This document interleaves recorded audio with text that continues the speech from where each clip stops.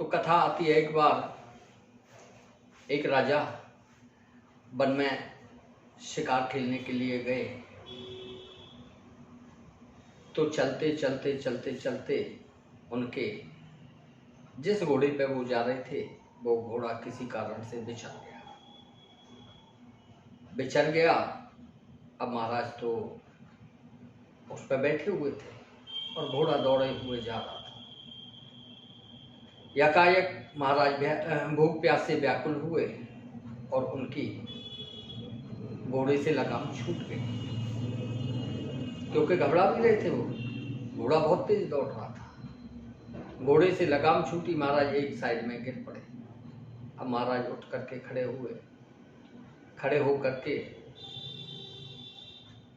देखने लगे कहीं कोई जल का आश्रय कहीं मिल जाए। तो इधर उधर भटकने लगे, कहीं जल की उनको आश्रय नहीं मिला तो वो चल दिए। चलते चलते चलते चलते एक लकड़हारे की झोंपड़ी उस जंगल में उनको नजर पड़ी।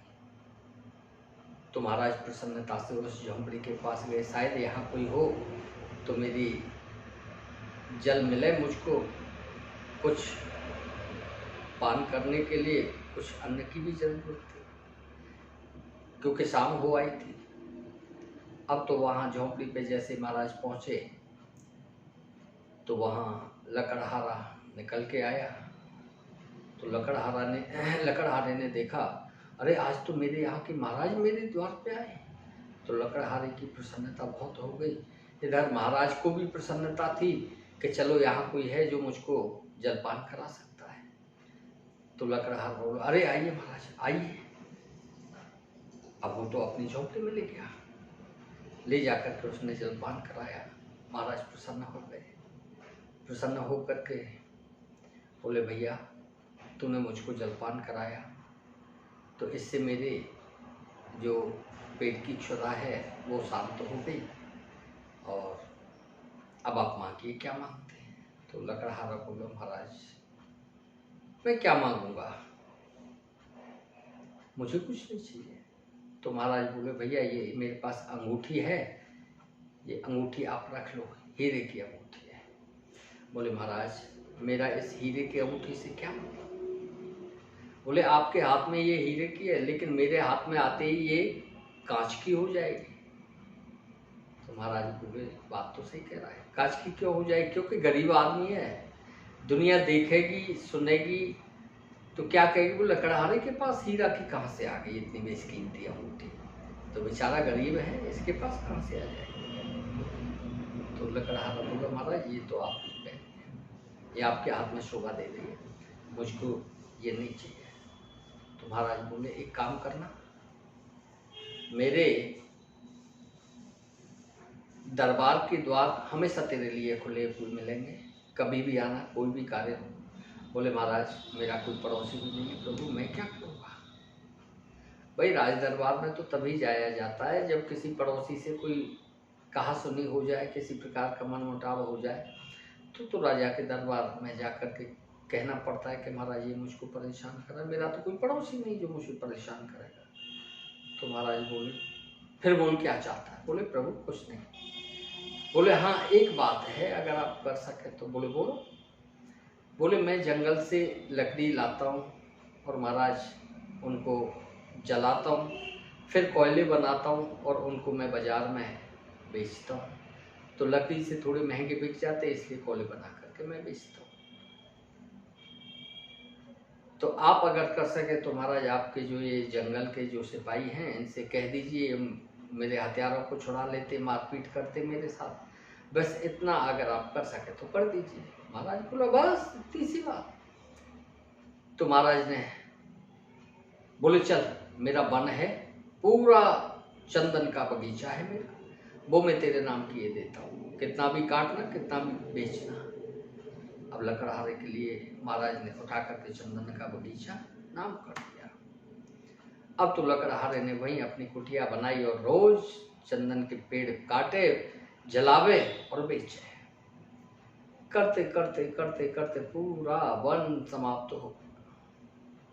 जब पूरा वन समाप्त हो गया अब तो उसमें 2-4 वृक्ष रह गए चंदन के। अब उसको थोड़ा आलस्य हो गया।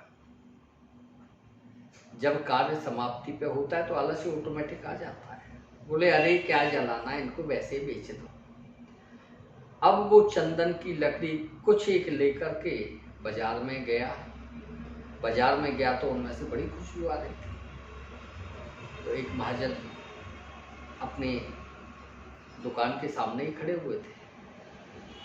उन्होंने देखा खुशबू बड़ी तेज आ रही है। जैसे जैसे वो पास गया उसको खुशबू आई। तो महाजन बोले अरे लकड़हारे सुन। बोले हाँ। बोले बेचना है क्या? बोले महाराज बेचने के लिए लाया। तो बोले बता 500 रुपये दे दूं? अब तो जो लकड़हारा था भाई 500 रुपये की उसकी कोयले तो कभी नहीं बिके। बोला अरे काय को जो मतलब ये महाजन जी मजाक कर रहे हो। अब महाजन ने सोचा कि भाई लकड़ी तो बेश कीमती है, मैं इसके 500 दे रहा हूँ इसलिए ये कह रहा है इसके भाव की इसको पता है। तो दोनों में महाजन बोले कि अच्छा एक काम कर 2000 रुपये दे देता हूँ डाल दे। अब उसने लकड़ी का गट्ठर उतार दिया। जब लकड़ी का गट्ठर उसने महाजन के यहाँ उतार दिया, महाजन ने 2000 रुपये उसको दिए। अब वो लकड़हारा जो था आंखों में आंसू ले आया। महाजन बोला भैया अरे देख तू गरीब आदमी है, रोवे काय क्यों है, कछु कम है तो भैया और 100-200 रुपया फालतू ले जाते, पर आखिर में आंसू मत लाए। तो लकड़हारा बोला महाजन जी मैं इनके लिए नहीं रो रहा हूँ, तो मैं उनके लिए रो रहा हूँ जो मैंने व्यर्थ में गंवा दिए। पूरा जंगल था जिसको मैंने जला जला करके कोयले के भाव बेच दिया, उनके लिए मैं रो रहा हूँ। अब तो मेरे पास कुछ है ही नहीं, यही रही हैं, ये कुछ और हैं, मैं आपके पास ले आऊँगा, आप ले लीजिए। भाव क्या? भाव वही हम तुम लोग कर रहे हैं।